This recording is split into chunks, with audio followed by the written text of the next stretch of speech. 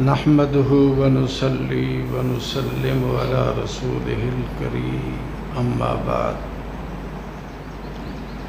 فأعوذ بالله من الشيطان الرجيم بسم الله الرحمن الرحيم يؤتي الحكمة من يشاء ومن يؤت الحكمة فقد أوتي خيرا كثيرا وقال الله تبارك وتعالى قل هل يستوي الذين يعلمون والذين لا يعلمون قال النبي صلى الله تعالى عليه وسلم من يرد الله به خيرا يفقهه في الدين صدق اللہ مولانا العظیم وصدق رسولہ النبی الکریم۔ الحمدللہ اس عظیم ادارے کو پہلے بھی دیکھا، کئی دفعہ حاضری ہوئی، ہر سال میں ماشاءاللہ ترقی کی راہ پر یہ ادارہ گامزن نظر آیا۔ تعمیرات کو بھی دیکھ کر، تعلیم کو بھی دیکھ کر اور تعلیم کے ثمرات کو بھی گزشتہ سال دیکھنا نصیب ہوا۔ بیسیوں بلکہ سینکڑوں طلباء ماشاءاللہ انہوں نے دستار فضیلت حاصل کی، بہت اچھے ثمرات دینے والا یہ ادارہ ہے۔ میں یہ نام پڑھ رہا تھا مدرسہ دارالعلوم، تو فوراً ذہن میں آیا یہ دارالعلوم کا جو لفظ ہے یہ جس مدرسے کے ساتھ بھی فٹ ہو گیا اللہ نے اس کو ثریا تک پہنچا دیا، اور اس کی وجہ دارالعلوم دیوبند کے ساتھ نسبت ہے۔ ہمارے اکابر نے بھی اس ادارے کا نام دارالعلوم رکھا۔ اس ادارے کی بنیاد وہ بھی بڑے عجیب طریقے سے وجود میں آئی۔ حضرت مولانا قاسم نانوتوی رحمہ اللہ 6 سال کی عمر میں ایک خواب دیکھتے ہیں، میں بیت اللہ کی چھت پر ہوں، میرے ہاتھوں اور پاؤں کی انگلیوں سے نہریں جاری ہیں اور پورے اطراف عالم میں بنجر زمینوں کو آباد کیا جا رہا ہے۔ یہ خواب دیکھا۔ ان کے ماموں صاحب تھے فارسی کے بڑے ماہر استاذ، اپنا یہ خواب بھانجے نے اپنے ماموں کے سامنے پیش کیا، اللہ کے ولی تھے۔ خواب سنتے ہی انہوں نے اٹھ کر قاسم نانوتوی کی پیشانی کو بوسہ دیا، فرمایا بیٹا مبارک ہو، اس خواب کی تعبیر بالکل سینے میں واضح ہو رہی ہے، اللہ آپ سے دین کا کام لے گا اور آپ کی محنت کے نتیجے میں علوم نبویہ پورے اطراف عالم میں پھیل جائیں گی۔ آج دنیا دیکھ رہی ہے، بچہ بچہ، بوڑھا جوان، مرد عورتیں، شاید ہی بر صغیر میں کوئی بستی ایسی ہو، کوئی قریہ، کوئی شہر جہاں دارالعلوم کا فیض نہ پہنچا ہو۔ ہر بستی میں ادارہ قائم ہے، مدرسہ قائم ہے، دین کی خدمت ہو رہی ہے، پورے اطراف عالم میں علوم نبویہ کے ذریعے سے سینوں کو سیراب کیا جا رہا ہے۔ تو یہ دارالعلوم بھی ماشاءاللہ اسی، یا ابتدا سے شروع کریں، یہ دارالعلوم گویا شاخ ہے دارالعلوم کبیر والا کی، وہ شاخ ہے دارالعلوم کراچی کی، وہ شاخ ہے دارالعلوم دیوبند کی۔ یہ سارے بچے بڑے بابے سے پیدا ہوئے، اور بابے نے جو کام کیا ہے وہ دنیا جانتی ہے۔ دنیا کے بدترین کفر کا نشان برطانیہ کا انگریز، انہی بابوں نے اس کو بر صغیر سے نکلنے پر مجبور کر دیا تھا۔ بہرحال ترقی کرتا جا رہا ہے، دل خوش ہو رہا ہے۔ اب نئی ترقی، درجہ قرآن میں تو ماشاء اللہ ثریا تک پہنچا ہوا تھا، بلندیاں اس کو حاصل تھیں، لیکن اب دارالعلوم میں درجہ قرآن کے ساتھ ساتھ درجہ کتب کا بھی آغاز ہو رہا ہے۔ یہ بھی ایک اچھی فعال ہے۔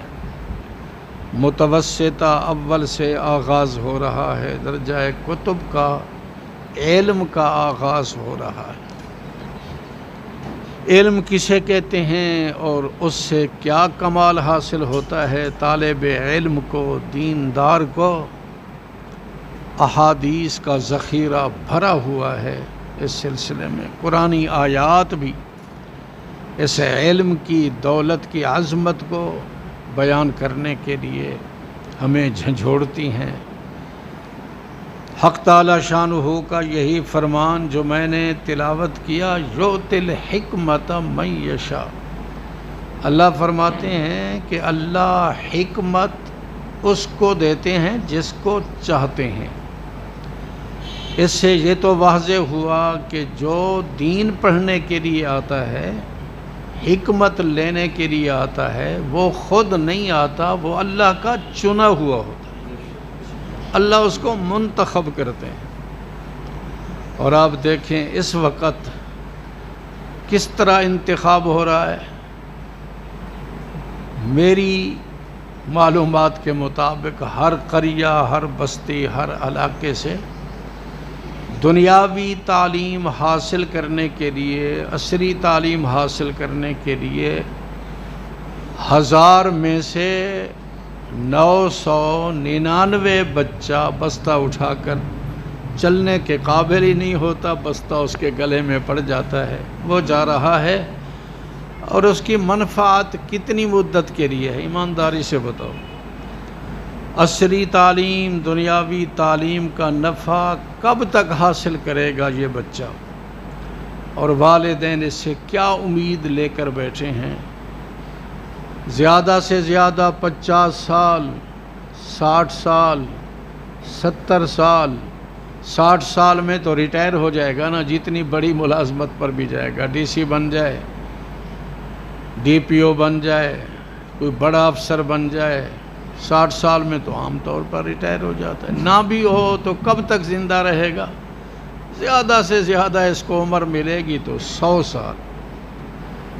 تو دنیاوی محنت کا نتیجہ 100 سال مزیدار زندگی گزارنا، یہی مقصد ہے، یہی غرض ہے، اور یہی اس کا ثمرہ ہے۔ 100 سالہ زندگی بنانے کے لیے ہماری توانائیاں استعمال ہو رہی ہیں، ہماری محنتیں استعمال ہو رہی ہیں، ہمارا پیسہ۔ بتا رہے تھے پچھلے ہفتے ایک ساتھی کہ ڈاکٹر بنانے کے لیے اس وقت کم از کم 1 کروڑ روپیہ خرچ کرنا پڑتا ہے، پھر جا کر وہ ڈاکٹر بنتا ہے۔ تو پہلے کروڑوں روپے تباہ کیے، برباد کیے، پھر بنا ڈاکٹر۔ اور یہ ڈاکٹر کتنی مدت کے لیے ڈاکٹر رہے گا؟ کبھی تو ابھی 5ویں سال میں ہوتا ہے، اگر 5 سال کورس ہے تو اسی وقت ہی موت آ جاتی ہے۔ کروڑ روپیہ برباد ہو گیا، وہ چلا گیا۔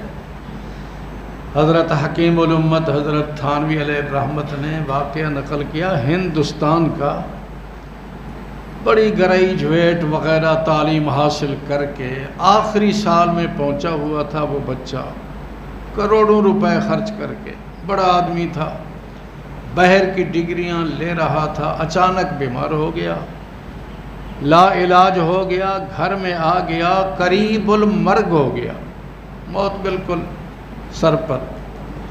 والد کو یقین ہو گیا کہ اب ہمارا بچہ ہمارے ہاتھ سے جانے والا ہے، تو تکیے کے پاس بیٹھ کر زاروں قطار باپ رونے لگا۔ تو بیٹے کو شاید کسی وقت پورے اس عرصے میں ایک دن کسی اللہ والے کی صحبت نصیب ہو گئی تھی، اس ایک لمحہ کی صحبت کی برکت سے اس کو پتہ چل گیا کہ ایمان بڑی قیمتی چیز ہے، دین اور اسلام بڑی قیمتی چیز ہے، اور میں تو اس سے محروم ہو کر جا رہا ہوں، لیکن دل میں ایمان کی، اسلام کی، قرآن کی عظمت آ گئی۔ تو جب باپ کو دیکھا روتے ہوئے تو بیٹے نے کہا ابا جی ابھی رونے کا وقت اور آگے آنے والا ہے، جب تو بھی اور میں بھی دونوں جہنم میں داخل ہوں گے، اس وقت تو بھی چیخے گا اور میں بھی روں گا۔ پوری زندگی میں بولنے کے قابل، چلنے کے قابل بنا، تو نے مجھے ایک دن کے لیے بھی مرکز علمی میں، درسگاہ میں پہنچا کر کلمہ تک نہ سکھایا، میں تو کلمے سے بھی خالی ہو کر جا رہا ہوں، کیا بنے گا تیرا اور کیا بنے گا میرا؟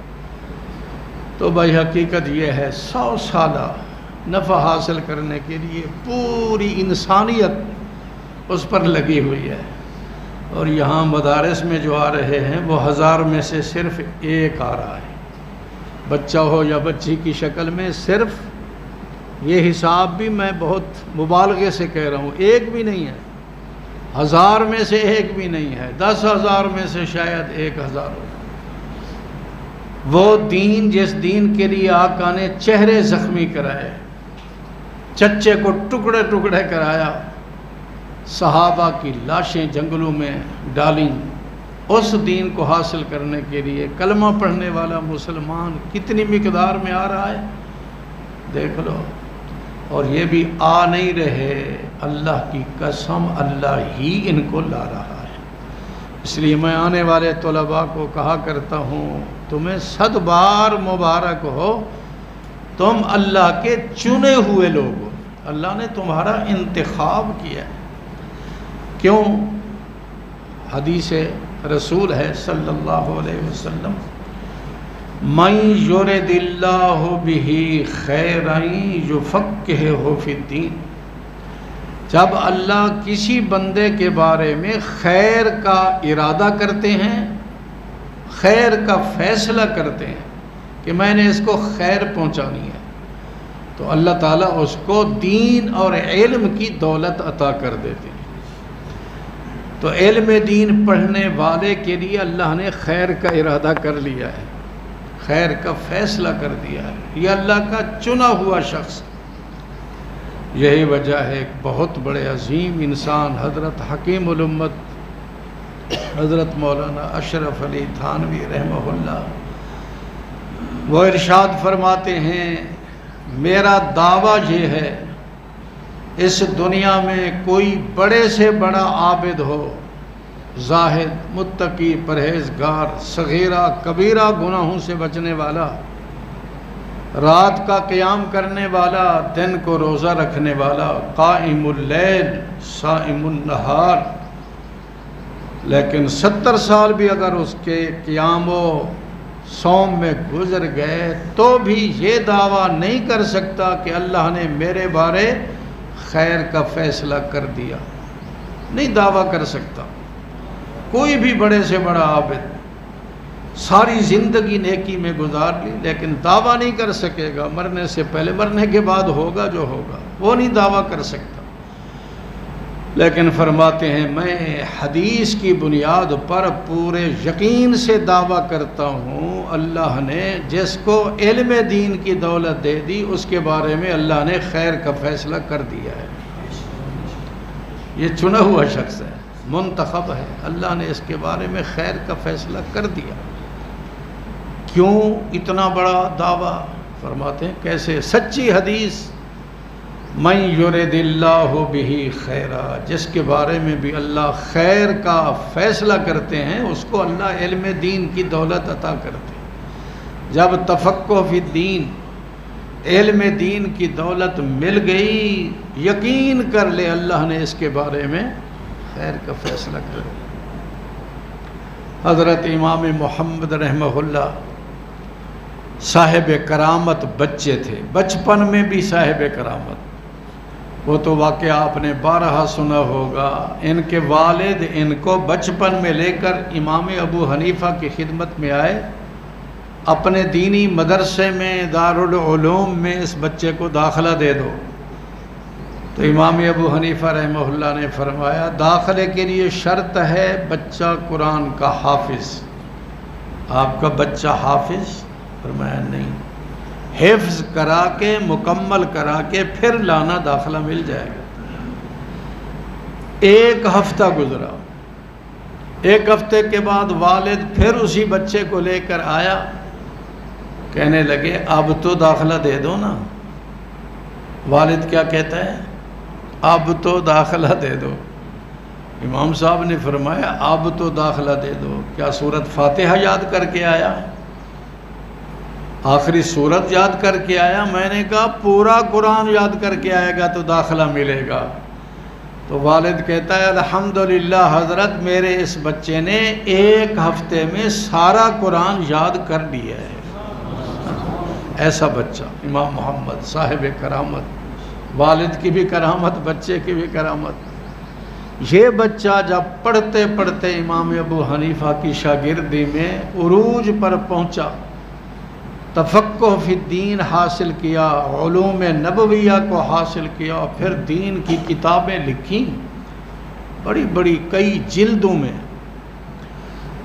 جامع صغیر، جامع کبیر، مبسوط، زیادات، کئی جلدوں میں بڑی موٹی موٹی کتابیں، علوم کے دریا بہا دیے۔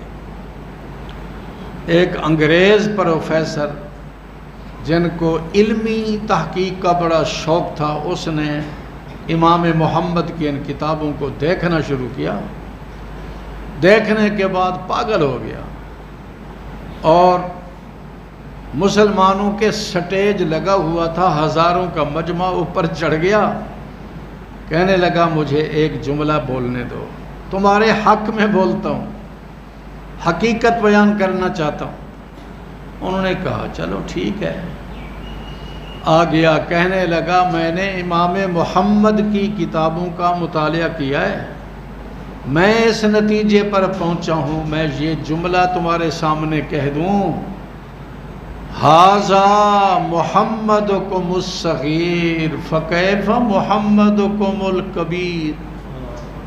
یہ تو تمہارا چھوٹا محمد ہے، پتہ نہیں تمہارے بڑے محمد کا کیا حال ہوگا، اس کے علوم کا کیا حال ہوگا۔ وہیں سٹیج پر کھڑے کھڑے کلمہ پڑھا اور مسلمان ہو گئی۔ تو یہ امام محمد جب دار فانی سے رحلت فرما گئے، وفات کے بعد خواب میں اللہ کے ایک مقبول بندے کو ملے، انہوں نے پوچھا اللہ نے کیا معاملہ کیا؟ تو امام محمد نے فرمایا اللہ کے حضور حاضری ہوئی تو میرے اللہ نے فرمایا محمد مانگو جو کچھ مانگنا چاہتے ہو۔ میں نے کیا مانگا؟ میں نے کہا اللہ میرے گناہوں کو معاف کر دو۔ اللہ فرماتے ہیں جو چاہو مانگو۔ اور امام محمد، یہ علم کی برکت ہے، جتنا علم بڑھتا ہے اتنا تواضع بڑھتی ہے، اتنا تقوی بڑھتا ہے، اتنا خشیت بڑھتی ہے۔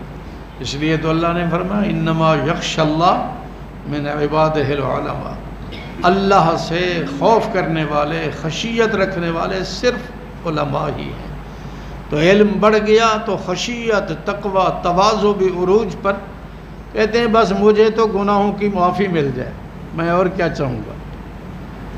وہی انداز اختیار کیا جیسے ایک اور بزرگ کا واقعہ سامنے آ رہا ہے، شیخ عبد القادر جیلانی رحمت اللہ علیہ مطاف میں آئے، کنکریاں اس وقت مطاف میں تھیں، سر کنکریوں پر رکھ کر رگڑ رگڑ کر ایک دعا کرنے لگے، من نہ گفتم طاعتم بپذیر، اللہ میں یہ نہیں کہتا کہ میری عبادت کو قبول فرما، تیری شان کے مطابق میرے پاس ایک سجدہ ہی نہیں ہے، میں یہ نہیں کہتا میری عبادت کو، میں تو یہ درخواست کرتا ہوں قلم عفو بر گناہم کش، معافی کی قلم میرے گناہوں پر چلا دو۔ جو شیخ عبد القادر جیلانی کا ذوق تھا وہی امام محمد، مجھے معافی مل جائے۔ اور ہر عالم با عمل کی یہی حالت ہوتی۔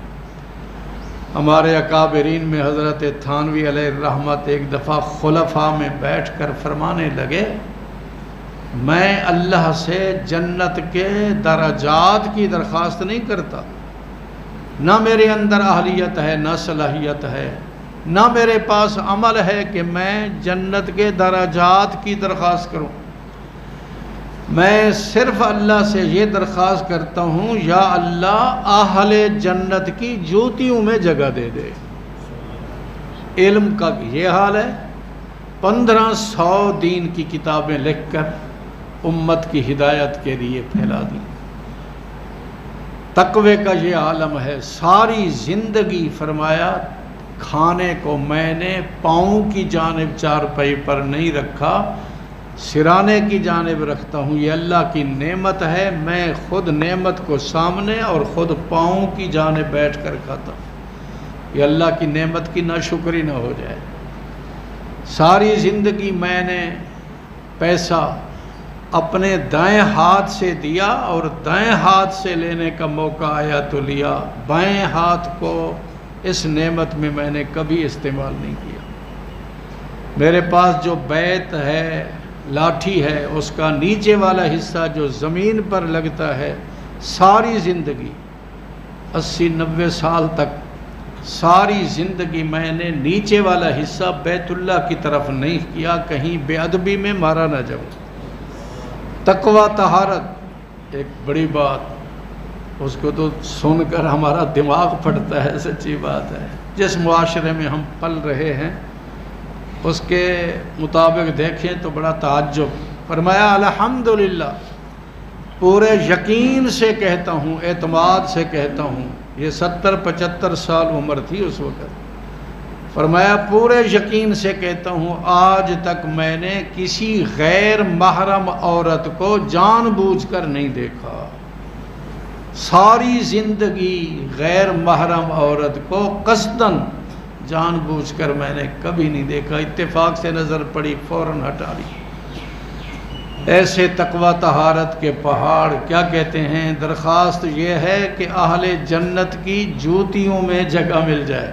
اور اگلی بات قابل تعجب، فرمایا یہ درخواست بھی اس لیے نہیں کہ اس جگہ میں ٹھہرنے کا مستحق ہوں، اہل جنت کی جوتیوں میں بیٹھنے کے لائق ہوں، اس لیے نہیں درخواست کرتا۔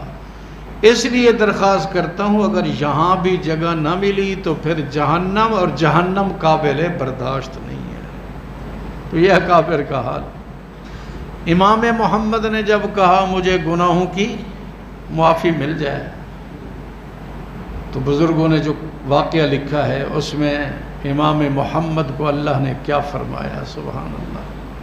فرمایا محمد اگر تجھے بخشنا منظور نہ ہوتا تو علم دین کی دولت نہ دیتا۔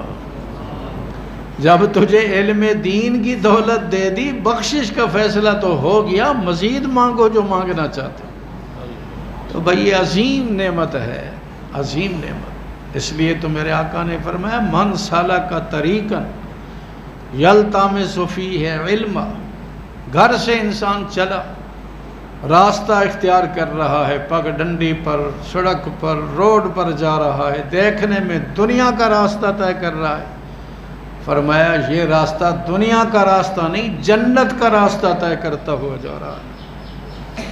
اگر اسی راستے میں من جاءہ الموت، اس طالب دین کو اگر موت آ گئی اس طلب دین کے راستے میں، تو جب قیامت میں اٹھے گا بینہ و بین النبیین درجۃ واحدہ، نبیوں کے درمیان اور اس کے درمیان صرف ایک درجے کا فاصلہ ہو۔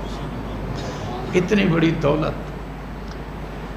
یہی وجہ ہے جب طلب دین کے لیے نکلتا ہے تو فرمایا ان الملائکۃ لتضع اجنحتها رضا لطالب العلم، طالب دین کے لیے اللہ کے ملائکہ اتر کر اپنے پر بچھا کر اس کا استقبال کرتے ہیں، اس کا اکرام کرتے ہیں، اس کے سامنے تواضع کے پر بچھاتے ہیں۔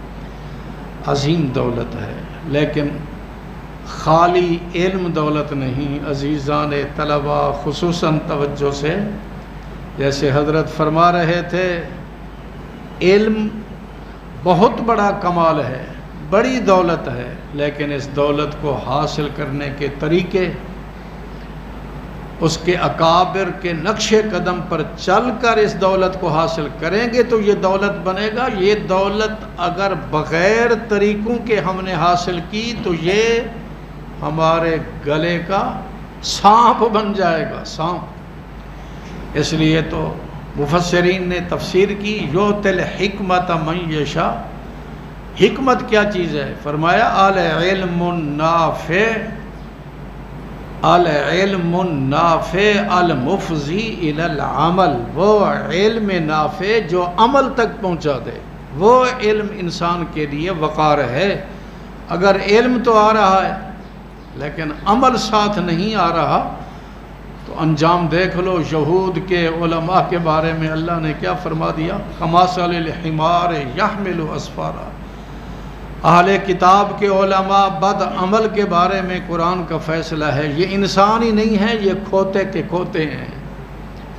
اب بھی ہمارے اکابر فرماتے ہیں، مفتی محمد شفیع صاحب کا ایک بڑا مقولہ ہے، وہ فرماتے ہیں جو دین کا طالب علم کسی مدرسے میں داخل ہو گیا اور اساتذہ کی ہدایات پر عمل نہ کیا، ان کی تعلیم کو قبول نہ کیا، ان کی تربیت کو قبول نہ کیا، آزادی کے ساتھ زندگی گزاری، تقوی طہارت حاصل نہ کی، تو بڑی خطرے کی بات ہے اس کے بارے میں یہ مقولہ کہیں فٹ نہ ہو جائے۔ جو اپنی من مانی کرنا چاہتا ہے، موبائل کا دور ہے، موبائل استعمال کر رہا ہے، آزادی سے علم حاصل کر رہا ہے، اساتذہ کی نصیحت پر عمل نہیں کرتا، تکبیر تحریمہ سے نماز نہیں پڑھ رہا۔ حضرت مولانا رشید احمد گنگوئی دارالعلوم دیوبند میں تشریف لائے، عصر کی نماز کا غالباً وقت تھا، لوگ ملنے گئے، مصافحہ ہوتا رہا، اتنے میں امام صاحب نے تکبیر کہہ دی۔ حضرت تکبیر تحریمہ میں شریک نہ ہو سکے، پہلی رکعت میں پہنچ گئے، بعد میں سر پکڑ کر بیٹھ گئے۔ مفتی رشید احمد، حضرت مولانا رشید احمد گنگوئی، اب اساتذہ کو ہمت ہی نہیں ہو رہی، ہم کیسے شیخ سے پوچھیں، خیر تو ہے، کیا تکلیف ہے؟ مولانا یعقوب صاحب صدر مدرس تھے، انہوں نے ذرا ہمت کی پوچھا، حضرت کوئی تکلیف ہے تو بتائیں، ہم علاج کا فکر کریں۔ تو حضرت نے فرمایا، بھائی تمہاری محبت نے میرا بڑا نقصان کر دیا۔ پہلی مرتبہ 32 یا 22 شبہ ہے مجھے، 32 سال یا 22 سال میں پہلی مرتبہ میری تکبیر تحریمہ فوت ہو گئی ہے۔ یہ ہمارے اکابر ہیں، حضرت اکابر کے نقش قدم پر چلنے کا فرما رہے تھے۔ اگر یہ نقشے لے کر چلیں گے تو رشید احمد کا کوئی لوح محفوظ میں نام نہیں لکھا ہوا، جو بھی اس طریقے پر چلے گا اللہ اس کو یہ عزت دے گا۔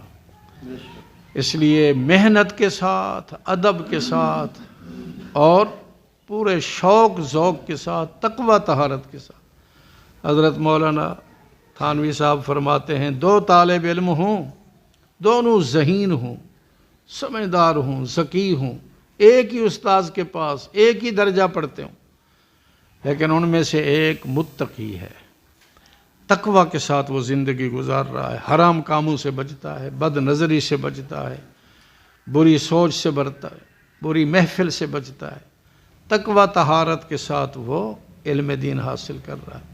دوسرا آزاد ہے، اس دور میں موبائل کا شیدائیہ ہے، بغیر تقوی کے آزادی کے ساتھ، تو فرماتے ہیں میں قسم اٹھا کر کہتا ہوں ان دونوں کے علوم میں ایسے فرق ہوگا جیسے زمین و آسمان کا فرق ہے۔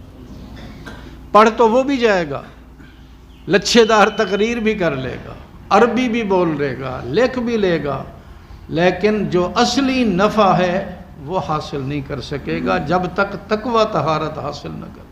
یہی دور ہے متقی بننے کا۔ بعد میں کوئی ایسے کوئی شادی حال کی طرح حال نہیں ہے جہاں تقوی حاصل کرنے کے لیے کوئی جائے۔ پہلے زمانے میں تو خیر تھے، اس لیے پہلے زمانے کے طلباء کو تو حضرت تھانوی فرماتے ہیں 10 سال اگر علم پر لگا لیے تو 10 مہینے کسی اللہ والے کے پاس بیٹھ کر اپنی اصلاح بھی کروا لو، لیکن وہ دور آج گم ہوتا جا رہا ہے۔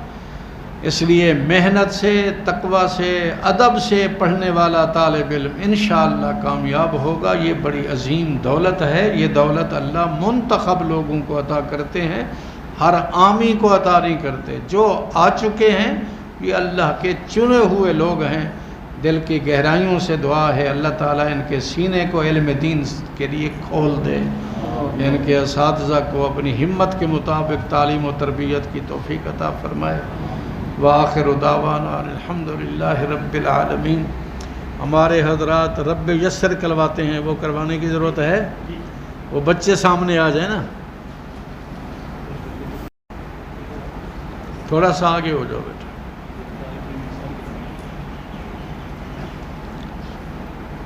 یہیں بیٹھ جاؤ، یہیں بیٹھ جاؤ۔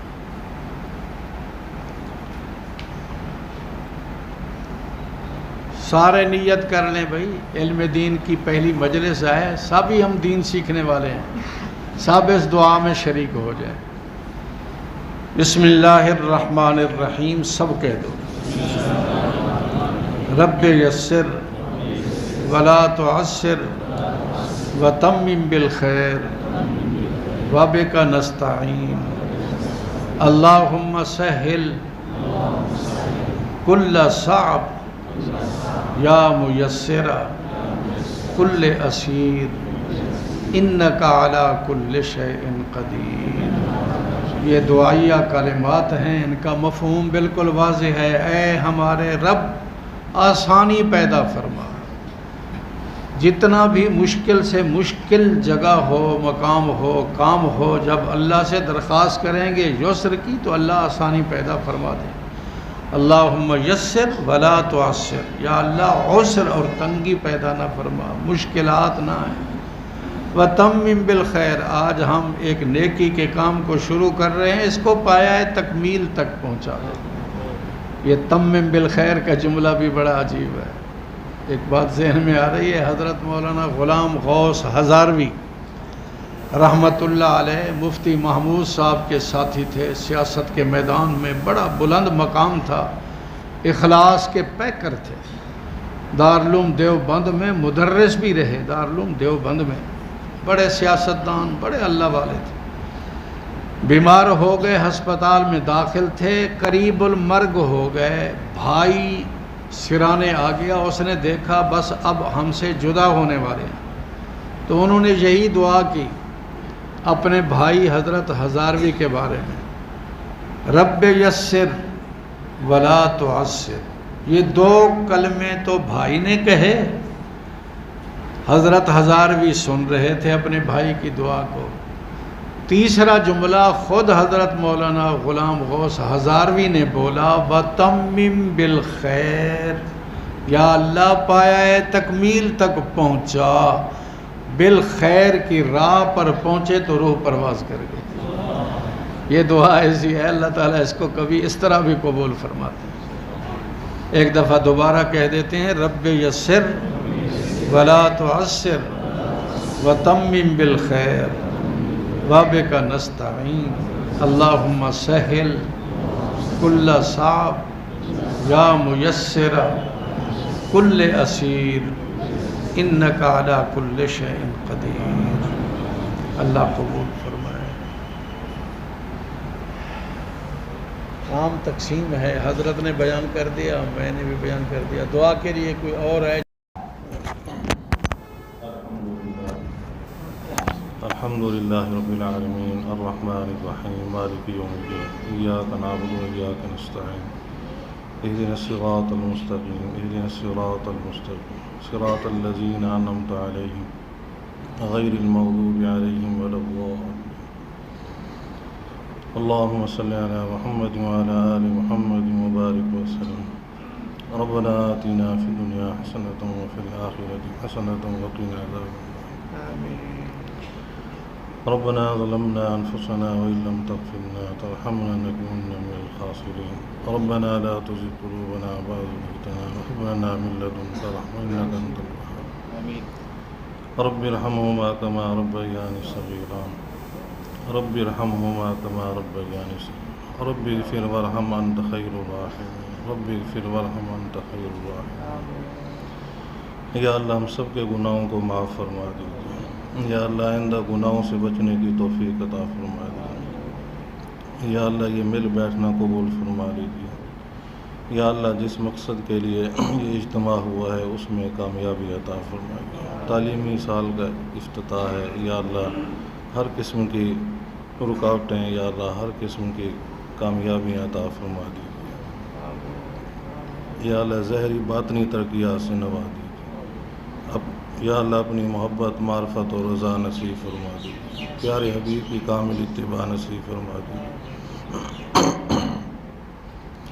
یا اللہ ضرورت بعد میں پیش ہے انتظام پہلے فرما دیجیے یا اللہ ضرورت بعد میں پیش ہے انتظام پہلے فرما دیجیے یا اللہ حضرت کے علم میں عمل میں عمر میں صحت و عافیت کے ساتھ برکت عطا فرمائیے جتنے حضرات یہاں پر موجود ہیں یا اللہ سب کے علم میں عمل میں صحت میں برکت عطا فرمائیے تمام دینی مدارس یا اللہ دارالعلوم رحیمیہ دارالعلوم کبیر والا اور دارالعلوم مدنیہ جتنے بھی دینی ادارے ہیں یا اللہ سب کی ظاہری باطنی ترقیات نصیب فرما دیجیے یا اللہ اہل ثروت کے دلوں کو ان کی طرح متوجہ فرما دیجیے یا اللہ اہل ثروت کے دلوں کو ان کی طرح متوجہ فرما دیجیے یا اللہ بار بار یہ درخواست ہے یا اللہ کو قبول فرما لیجیے گناہوں کو معاف فرما دیجیے دینی جماعتیں جہاں بھی کام کر رہی ہیں یا اللہ تبلیغی جماعت کی شکل میں مجاہدین کی شکل میں سب کی مدد و نصرت فرمائیے اللہم انا نسألک من خیر ما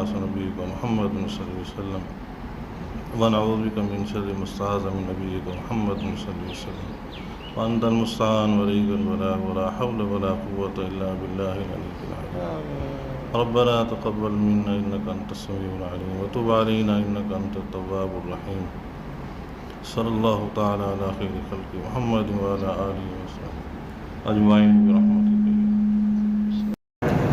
اسی طرح استاد مولانا مصطفیٰ حضرت مولانا ارشاد احمد صاحب بہت مشہور الحدیث عیدگاہ کبیر والا انہوں نے بھی شفقت فرمائی اور ہمیشہ کی طرح شفقت فرمائی تشریف لائے اللہ تعالیٰ ان کو بھی جزائے خیر عطا فرمائے۔ اسی طرح حضرت مولانا قاری حکایت اللہ صاحب مولانا عبد الرحمن جامی صاحب مفتی منظور صاحب قاری عبدالعزیز صاحب سب حضرات کو اللہ تعالیٰ جزائے خیر عطا فرمائے۔ یہ پروگرام چھوٹا سا جو پروگرام منعقد کیا گیا ہے الحمدللہ درجہ حفظ و ناظرہ درجہ تجوید اور سکول میٹرک تک کی کامیابی کے بعد الحمدللہ اس سال سے درجہ کتب کا آغاز کیا گیا ہے۔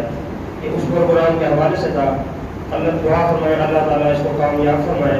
الحمدللہ طلباء کو بہترین سہولیات مہیا کی جاتی ہیں تو جو بھی حضرات ہوں جن کے بچے ہوں مدارس کے بے دھڑک انشاءاللہ ہم خدمت کے لیے حاضر ہیں۔ جزاک اللہ احسن الجزا۔ کھانے کے انتظام میں انشاءاللہ کھا کر جائیں۔